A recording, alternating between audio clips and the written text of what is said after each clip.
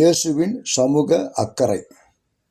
அன்றைய யூத சமுதாயத்தில் தாழ்வு நிலையில் இருந்தவர்கள் அடிமைகள், பொருளாதாரத்தில் பின்தங்கிய நிலையில் இருந்தவர்களும் அடிமைகள், நொறுங்கிய உள்ளத்தினர் என்று அடையாளப்படுத்தப்படுபவர்கள், ஏழைகள் சமுதாயத்தில். இவர்கள் இகழ்ச்சிக்குரியவர்களாக புறக்கணிக்கப்பட்டவர்கள் என்று மத்தேயு நற்செய்தி நூலில் பதிவு செய்யப்பட்டிருக்கிறது. மத்தேயு 5:11. உள்ளம் வருந்துவோர் ஏசாயா 66:2. உடைந்த உள்ளத்தவர் சங்கீதம் 34:18.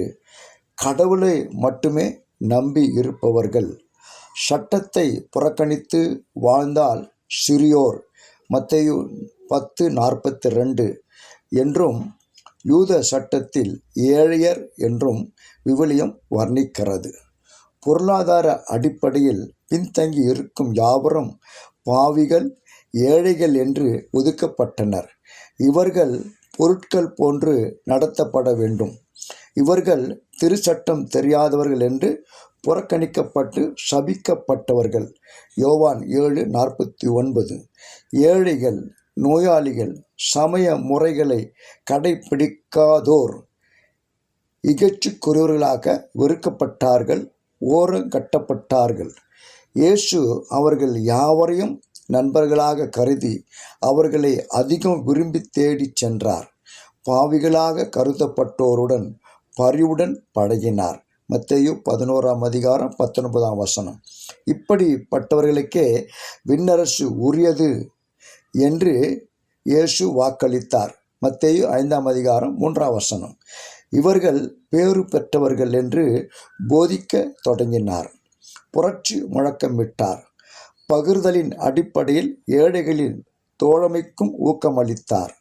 தங்களிடம் இருப்பதை ஏழைகளோடு பகிர்வதன் மூலமாகவே ஏழைகள் மத்தியில் இயங்கும் இறையாட்சியில் விண்ணரசில் நுழைய முடியும் என்றார்.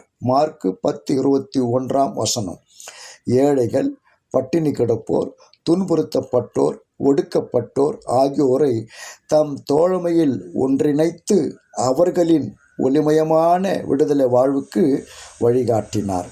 ஆக இயேசுவின் பணி வாழ்வில் ஏழைகளின் நலன், எளியோரின் அன்பு, நலிந்தோரின் நலம், மானிட மாண்பு முன்னிலைப்படுத்தப்பட்டதை நாம் புரிந்து கொள்ளலாம். இயேசு ஏழையரின் தோழராக பார்க்கப்பட்டார். விளிம்பு நிலையில் இருந்த ஏழைகள், எளியவர்கள், ஆதரவற்றவர்கள், கைம்பெண்கள், பாவிகள், பாமரர்கள் போன்றோர் இயேசுவின் போதனைகளில் முக்கிய இடம் பெற்றார்கள். அவரின் ஆசி மொழிகள் ஏழைகள், எளியோர், வறியோர், வாழ்விழந்தோருக்கு முன்னிறுப்பை படுத்தப்பட்டது என்பதும் உண்மை. தங்களிடம் இருப்பதை ஏழைகளோடு பகிர்ந்து கொள்ள வேண்டும் என்றார். ஆக இயேசுவின் சமூக அக்கறை என்பது மக்களின் எல்லா நிலைகளையும் கூர்மைப்படுத்தியது, நெறிப்படுத்தியது. இயேசுவின் அக்கறை என்பது ஏழைய எளியவர்களுக்காக சமூக குரல் கொடுப்பதில் அமைந்திருந்தது. நமக்கு விடுக்கும் அறைகோல் இயேசுவின் சமூக அக்கறை, சமூக குரல் நமது அக்கறையாக மாறட்டுமே. நம் வாழ்விலும் பணியிலும் இயேசுவை பிரதிபலிப்பதே நமது அழைப்பு என்பதை உணர்வோமா? கடவுள் உங்களை ஆசீர்வதிப்பாராக. ஆமென்.